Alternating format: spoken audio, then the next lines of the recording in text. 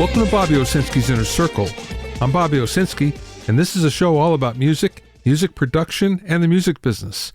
My guest this week is music attorney Kamal Moo. First of all, I think this is exciting news. The UK, United Kingdom, has actually drawn up a roadmap for live music to start up again. They're figuring that live gigs are going to be here by the summer. There's actually a 4-step plan. So what will happen is there's a maximum of 1,000 people that will be allowed in any venue, or 50% capacity, whichever is lower. That's just for indoor events. It's a 50% capacity for outdoor events, and if they're very large events, it's only 25% seated capacity, or up to 10,000 people, which is pretty big in my opinion. They're thinking that indoor shows are going to start on May 17th, with outdoor shows starting on June 21st. Now, this is all dependent upon vaccinations, infection rates, hospital admissions, and any new variants of the virus that might pop up. That being said, it's very cool that we're getting back on track here, at least in one part of the world. Now, of course, there's nothing for the United States yet, but hopefully that will come soon, with more and more people getting vaccinated, with the infection rates going down or at least stabilizing. Hopefully we're going to get back to maybe not normal, but somewhere in the ballpark sometime soon.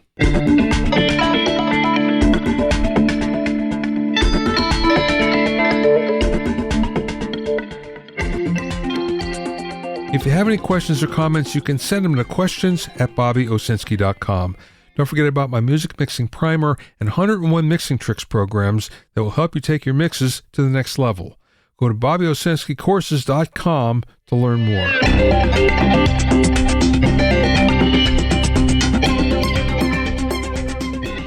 Now here's something that I found very interesting. The most hated rock bands of all time.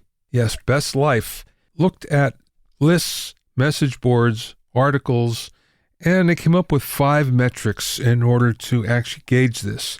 First of all, they looked at LA Weekly's list of top 20 worst bands, Vice's list of 123 worst musicians, the Ultimate Guitar most hated bands, and 2 polls from Ranker, 102 most overrated bands and the 421 worst rock bands of all time.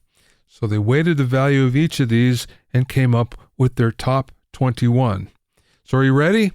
Here we go. Coming in at 21 is Linkin Park. At 20, there's a Spin Doctors. Boy, that surprises me, considering that they're only around for just a very short period of time. 19, Nirvana. Again, very surprising.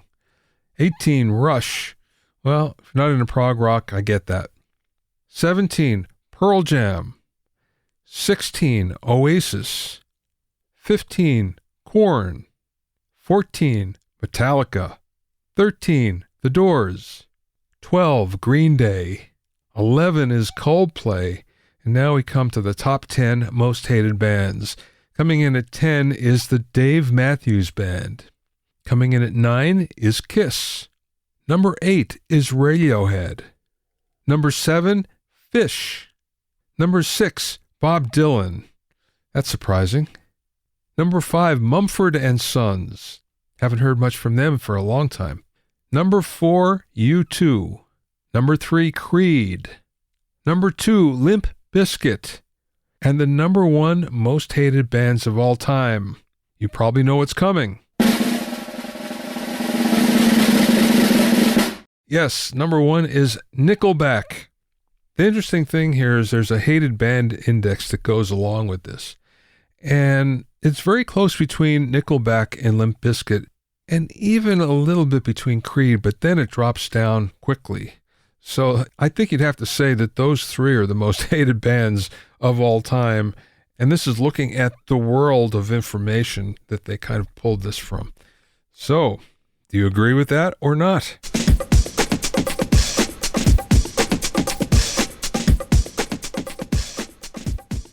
My guest this week is music attorney Kamal Moo, who's represented artists from various genres of music as both a personal manager and an attorney. He's negotiated several types of entertainment contracts, including recording, music publishing, and producer agreements with clients including the legendary recording artists Janet Jackson, the Hallmark Channel, indie artist Lil B, and several record labels, music publishers, songwriters, and producers. Kamal is also the author of The Straightforward Guide to the Music Business, which is a necessary read for anyone in the music business that needs a basic understanding of how it works. He's also the voice behind the 6 Questions About the Music Biz podcast. During the interview, we spoke about working as a manager, the one thing that most people get wrong about the music business, Label 360 deals, the difference between dealing with the major and indie label, and being a contestant on Jeopardy, and much more. I spoke with Kamal via Zoom from his office in Los Angeles. Tell me about your start in the music business. Yes, so my first real gig in the music business was about 2007. I graduated from law school, passed the bar in 2006, and worked for a venture capital company for a while, but then that company went out of business. And then 2007, my brother's band got offered a record deal. They got really big on MySpace. They were like a screamo rock band. They got offered a record deal from like a really solid independent record label. And so I started managing them, and that was my real first foot in the door. And then I helped them produce the album and went on tour and, all that good stuff. Okay, so you started as a manager. There's 2 questions I have about that. The first is, did you negotiate any kind of contracts while you're also a manager? So we had an attorney who actually, negotiated the deal on the legal side, but I talked with the owner of the label and sort of, figured out the deal terms. It was actually a really good deal, and they were very fair. So it worked out for the best in that sense, but I didn't have to really, fight too hard on those terms. But yeah, no, a little bit. And then as I went on, I got picked up more clients, and I would do more and more contracts for them. The reason why, I'm not sure if it's a conflict of interest, but it's one of those things where, maybe it's better to have somebody that's dedicated to that while you're dedicated to being a manager. I agree. It's better for sure. That's one reason. If a big deal came along, I would sort of hand it off to another attorney to sort of handle that side of it. And then I would work on the broader strokes of the deals. But yeah, generally I'd prefer that. That is better arrangement for sure. So when you graduated law school, did you have any intention of getting into the music business?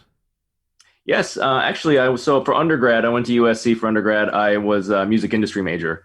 And then I went to law school. I took a bunch of music focused classes, copyright law, things like that. And so I've always wanted to be in the music business. I did a lot of internships in college at record labels.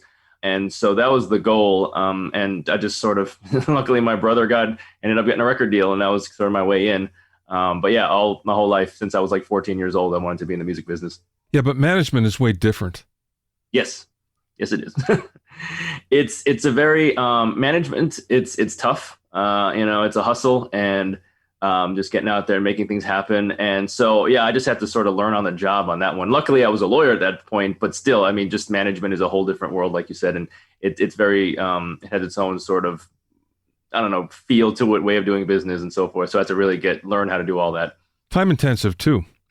Yes. Yeah. I mean, going on tour, we were on tour for 3 months at a time, and I went with them. My brother was only 18 at the time. So my mom was like, you're not letting him go out on the road by himself. So I went with them, and it was great. It was a lot of fun, really, really good, really hard work. But it was a great experience, and yeah, very time consuming for sure.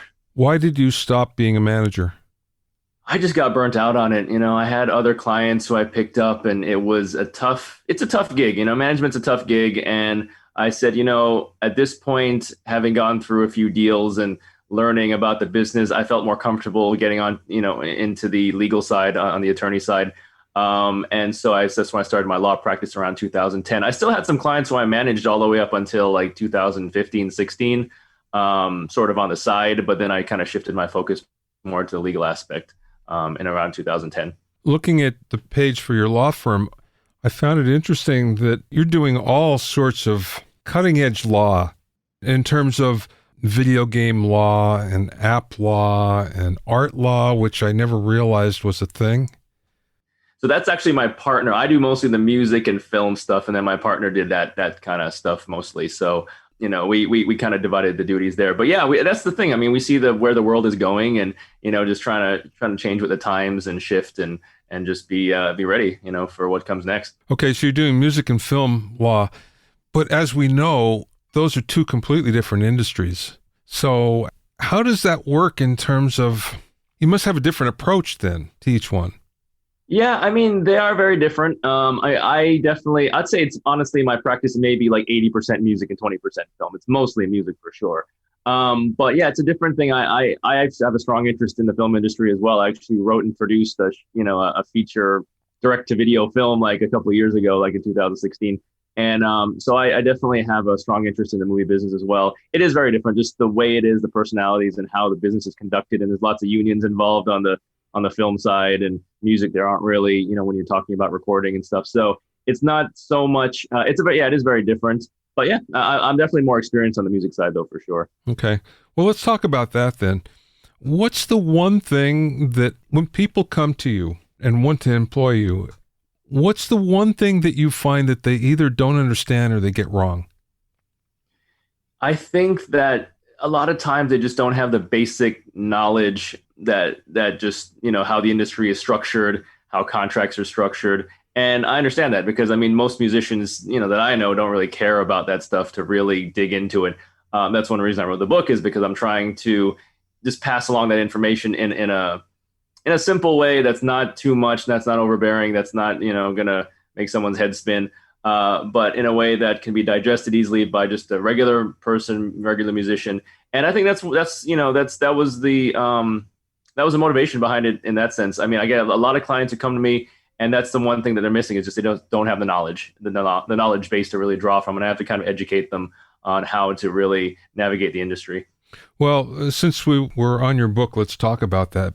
I loved it, and I'll tell you why. First of all, you took what could be a rather dry and complicated subject, and you made it easy to read and easy to understand, which is not easy. So good job on that. Thank you. Appreciate it. The second thing is, it's like I say, it's a fairly easy read, but it's a fast read, but you get your arms around the big picture real fast. So I felt I had a pretty good background and all that stuff because I've been around for a while. But, I'm looking at it, I'm thinking, oh, well, that's an interesting way of talking about that.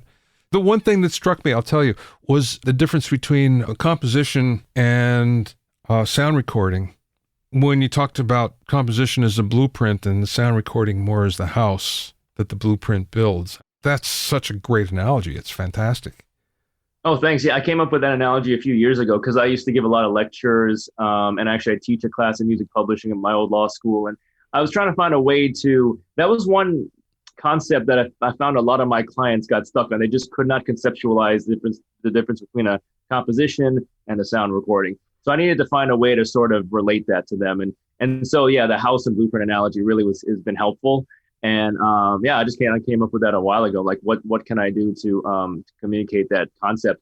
And the book in general, I think it's one thing. My view too is that like a good attorney should be a teacher in a way and be able to make complicated things simple. I've had a lot of clients come to me who've said, oh yeah, my last lawyer made me feel like an idiot. He talked down to me. I just didn't understand what he was saying. And I said, look, I won't do that to you. That's not how I do business. I think that a good lawyer is going to sit down with you and explain everything in a way that you can understand. And it's not rocket science. I mean, it's definitely, some of it gets a little bit complicated, but I feel like any concept can be made simple. And that's kind of my approach in general. I think, as an attorney, I think my job is to try and simplify the law and not make it more complicated and inaccessible. One concept I think that's really difficult for especially older musicians to get their arms around is streaming royalties and how small they are. But I think what it is more than anything is the concept of scale that people just can't get their arms around, meaning that a million of a physical product is a lot. A million of a digital product isn't all that much. And we're talking hundreds of millions and billions here. How do you approach that? I kind of tell a lot of my clients that, in this day and age, just the way the industry sort of shifted, as I've seen it over the last several years, is that I think that music definitely, back in the 90s when I was growing up, you can make really good money off just selling records, right? Obviously, that's not the case anymore. So I feel like today, I think music if a lot of times you have to kind of wrap music into a larger strategy. For example, like, there are musicians who also kind of become influencers and they have sponsorship deals. And Rihanna, for example, has her fashion line and her makeup line, and she's making hundreds of millions of dollars from that. So, I think that if, the successful musicians today aren't just thinking, well, I'm going to put out a hit record and that's going to be my, I'm going to get rich off of that. That's really not going to happen anymore. So I try and say, look, think of a bigger strategy. Think of the touring strategy, the merchandise strategy, the sponsorships, how can you stand out from the pack otherwise, in addition to being a musician? And I feel like just make it a component of your overall strategy. And I think that's kind of the recipe for success nowadays. That's like the musicians that I've seen who've done well have they understand that. They understand that they're kind of influencers on top of being musicians as well. So I think that's sort of trying to pass that along to my clients is one of the things. And I think, a lot of the younger kids get it. Like a 19-year-old kid, they understand the power of, Instagram, and, they can put if they have enough followers, they can put a post up and get paid $10,000-$20,000 for that, just for putting a post up. But they got that audience because of their music in the first place. Right. So I think it's just, thinking in those terms. And that's kind of how today the music industry is going to just how it's going to be for a while anyway, from now on. Yeah, I never find pushback coming from any of the younger generation of musicians or artists. It's always the older ones that are giving you pushback on that. And, they just cannot get their arms around the whole thing. Right. No, it's changed quickly. I mean, like I said, I grew up in the 90s and it was a whole different world back then. You could sell 10 million records if you're a really popular artist. Now it's like, that's not going to happen. It's different, but I mean, also too, it's a democratization of music. I mean, anybody can put out a record nowadays. Anybody can get their stuff on Spotify, Apple Music, whatever. But it's really to stand out from the crowd is the hard thing now, right? It's like anybody can put it out, but how do you get that attention on you? So it's a whole different dynamic for sure. And I hear what you're saying. Yeah. There's a section in your book about 360 deals. Are they really happening anymore? I mean, I haven't heard anything about a 360 deal in quite a while. And I would think as an attorney, you would kind of steer your clients away from that, right? It depends how much the labels want to take of the other sources of income. So for example, let's say that a major label offers a record deal. The typical royalty rate they're going to give the artist is around 15 to 20% of the income from the record sold. And then they're going to want to maybe take 10, 15% on the touring side, merchandise and other stuff like that. So they're not taking a lot, but they're not giving a lot on the record side either. There's some indie labels, though, who want it to feel like more of a partnership. So they're like, okay, well, we'll give you 50% royalty on the records, but we want 50% of your ancillary income as well. So we're kind of in this together 50-50. So it really depends on how, every deal I've seen, major labels tend to do the first way where they give you a lower royalty on the records, but they're not going to take as much on the 360 side. But then indie labels tend to ramp it up and do more 50-50. So it really depends on where the deal's coming from and sort of their business model. And yeah, that's kind of what I've noticed. So there's usually some kind of 360 component in there somewhere. Who's easier to deal with, the major label or an indie? Easier in what sense? Well, I guess it's definitely more complicated with the major, right? Yeah, I mean, their contracts are like 50 pages sometimes. They'll have like the sort of facing pages, like the first, like 5 or 6 that really have the deal terms, and then the additional 50, 60 on the back that are their standard terms. Labels, smaller indie labels tend to be a bit more nimble. They can move faster. Their deals are a little bit shorter. They're like maybe 20 pages.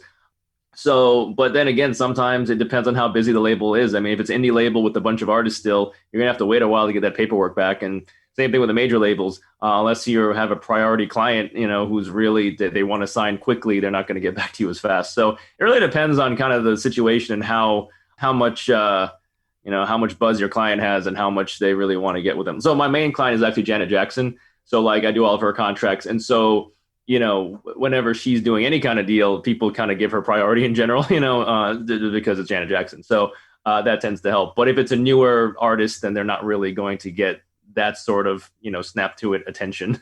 So it kind of depends. How are you finding budgets these days, recording budgets?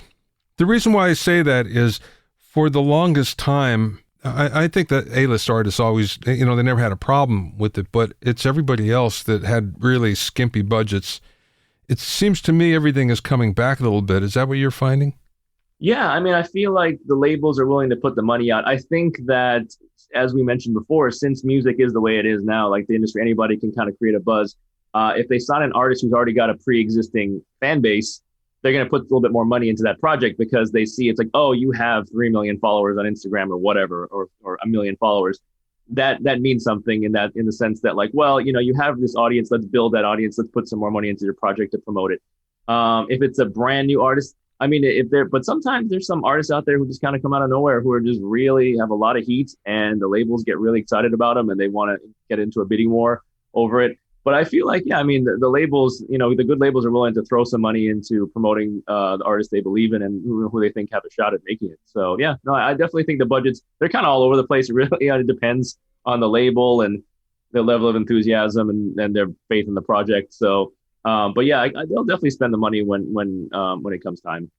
There's a part in your book about producers and producer deals, and I spent a lot of time in my life as a producer. I have a lot of friends that are still doing this, and the interesting thing is, once upon a time when you're in physical sales, when physical sales dominated, a producer can make out pretty well. But now that that's not the case, you can offer any kind of a deal, but if there's not cash going along with it, it doesn't much matter, because what can you expect on 4% of, Right, exactly. No, it's true. Well, I think, yeah, the advances. I mean, back in the day, like I said, in the 90s, early 2000s, some of the big name producers were getting paid like $100,000 a track, $200,000 a track because they really could deliver. Now you're really not seeing those types of advances. I mean, there are a lot of young kids out there who are making music on their computers and they're selling beats for major projects for like $2,500, $5,000. It's not that much money. But the idea is hopefully they land that placement, they get some attention, then other people will come to them. They can make money from those smaller projects as well. But yeah, no, it's definitely changed. I think it's more of a volume business now as a producer, right? So, you make $5,000 here, $5,000 there, but if you do like, 30, 40 tracks, in a year and you get some money off that, then that, starts to add up. So definitely it's more a volume business. But then again, nowadays it's a lot easier to make music, right? You can have a MacBook and Ableton or Logic, and you can knock these things out pretty quickly. Whereas back in the day, you had to have a whole studio and a setup and different MIDI devices and all things you have to put together. And that was way more cost and labor intensive. So yeah, in that sense, it's different for sure. Copyright seems to need a makeover. How do you see copyright in the future? Well, I think that, they passed the Music Modernization Act like a couple of years ago. So there was some good changes in there.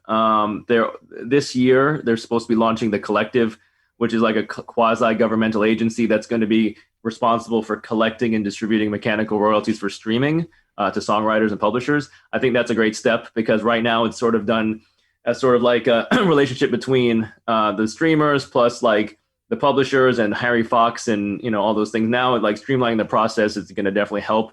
So I think it more than so much the law, it's just more how do people get paid. I think streamlining that whole process needs to get better. I think that's a step in the right direction, the Collective. But, I think, yeah, obviously with the fast-paced nature of the internet, I mean, there's definitely got to be better ways to do things.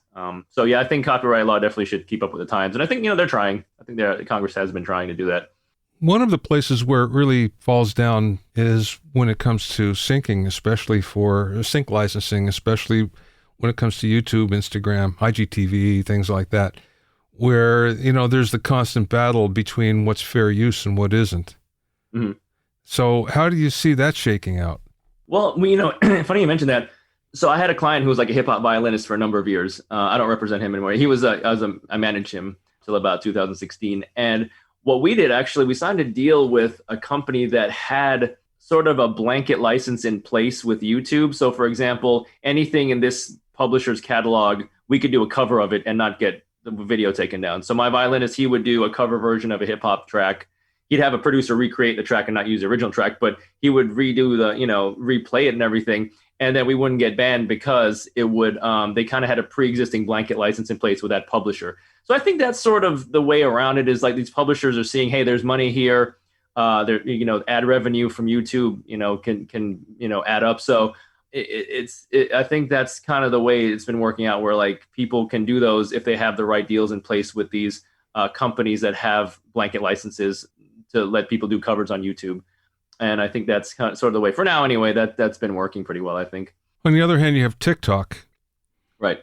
And There are licenses in place as well, but they're not paying a lot. And I don't see how, other than the exposure factor, I don't see how artists are making any money out of it. Right. I mean, and that's the thing. I think TikTok is so new, and like they have to figure out some minimums there. Just like for example, you sell a CD, the songwriters can get 9.1 cents for each composition they have on that CD. And I think they have to, the copyright royalty board is figuring out those sort of minimums that need to get paid out on these plays. That's what they did with like the streamers like Spotify and so forth. So I think it's going to be, that's a developing area for sure. And like how that's going to get paid out over time is going to be interesting. What trends do you see in the business? Is there something that you see happening, slowly moving or maybe quickly moving in a certain direction?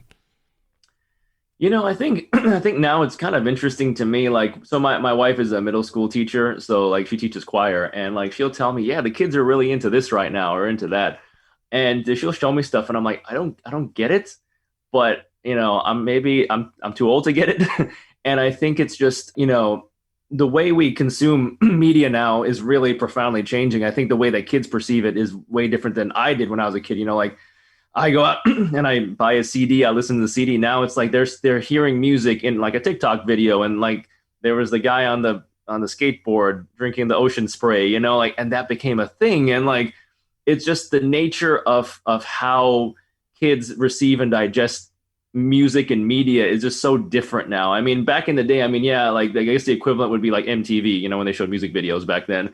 I'd watch music videos, and that's how I found new music. But this is a whole different, just quick instant access thing, and they're 30-second clips, 1-minute clips, and it's kind of interesting in that sense. So I feel like it's just the companies that can really sort of understand that and market towards that are going to do well, and figure out how to make that happen. I mean, I know like Quibi, they launched Quibi, but then that went out of business quickly, so obviously that didn't work.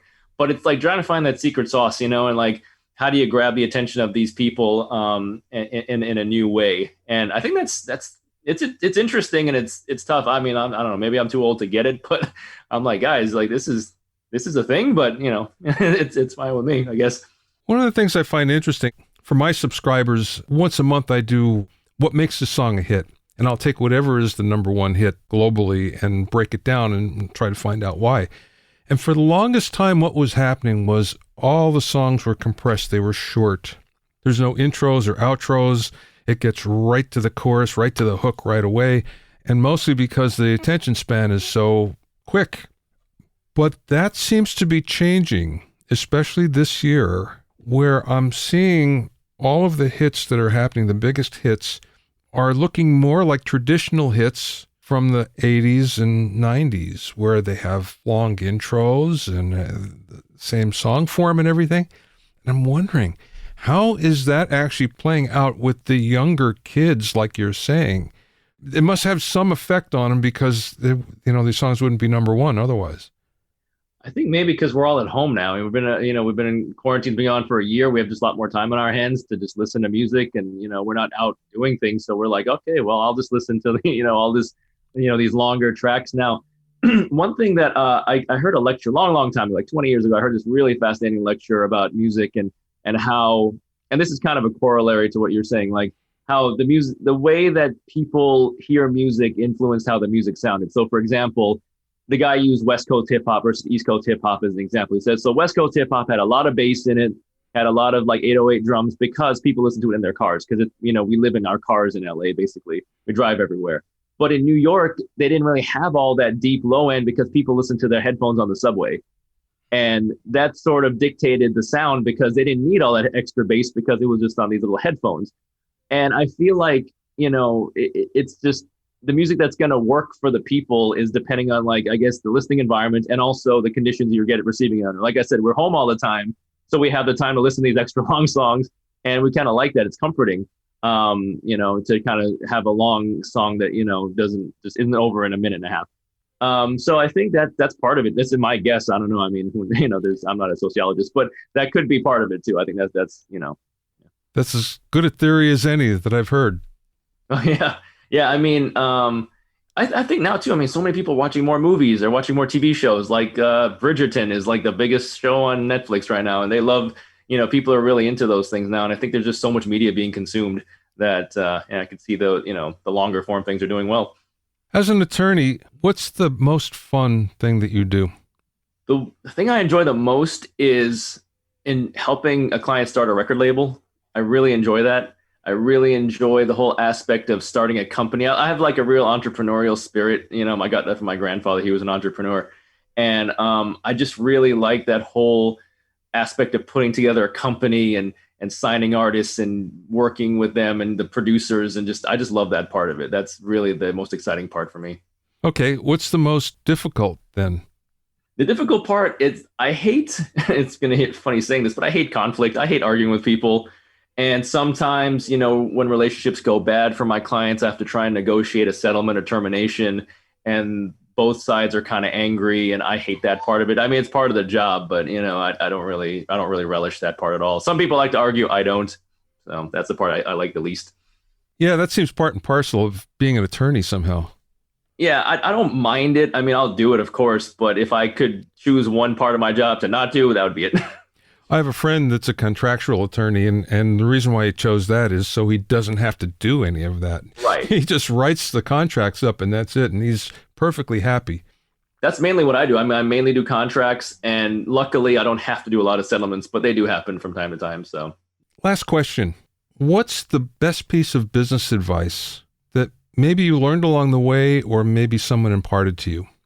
One thing that I've learned really is don't wait around for people to give you an opportunity, make your own opportunities. And by that, I mean, I think there's a lot of people I run into who and this could be anything. I mean, they say, I'm going to wait until I have the right feeling in me to write that novel or that screenplay or like really get serious about my music.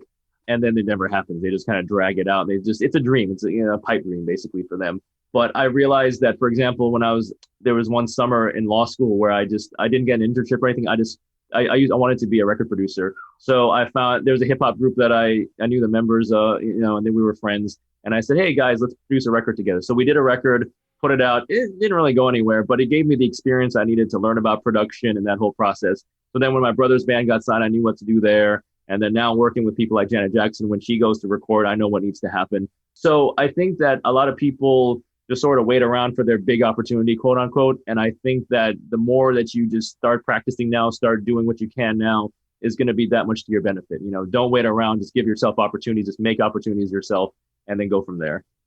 Before I forget, tell me about Jeopardy. Jeopardy, yeah. So I was on Jeopardy when Alex was still alive. And my episode aired on September 30th. I taped it in August. And I didn't win, but I did okay. But the guy I was up against was a real beast, so I was like, I'm not going to beat this guy. And also the I have to say the buzzers are really hard to. Like I knew a lot of stuff, but I just could not beat these other people in on the buzzer. Because the thing is, if you ring in too soon, you're locked out for a quarter of a second. So you have to ring in right after they say the last word in the clue. So it's a timing thing too.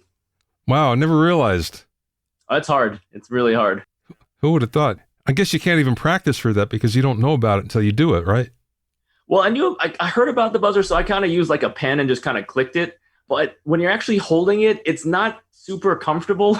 It's like this. It's like I don't even know how to describe it. It's like the end of a whip, kind of, and it has a little button on the top, and you have to kind of hold it and just really just mash the button at the right moment. And it's not like I had to learn that on the fly because I didn't know how that would feel. So. It was tough, but I had a great time. It was a surreal experience. I swear, it was like an out of body experience for me. I think about it, and I was like, it's like I was watching myself from outside my body. Because I mean, meeting Alex Trebek alone would have been a big deal for me, much less having to play a game that he was running. So it was tough, but I enjoyed it. It was really cool. You can find out more about Kamal and his book at kamalandrew.com. That's Kamal, Kamal, Andrew. ANDREW, Kamalandrew, all one word, .com. Thanks for listening and being in my inner circle. Remember, if you have any questions or comments, you can send them to questions@BobbyOwsinski.com. To listen to other episodes of Bobby Owsinski's Inner Circle, go to BobbyOwsinski.com and select the podcast tab, or go to BobbyOInnerCircle.com, or you can find it on iTunes, Stitcher, Mixcloud, Google Podcasts, Spotify, Deezer, TuneIn Radio, Radio Public, and Podbean. At BobbyOwsinski.com and BobbyOInnerCircle.com, you'll also find a sign-up form for my newsletter and for alerts for new podcasts. This is Bobby Owsinski. I will see you next time.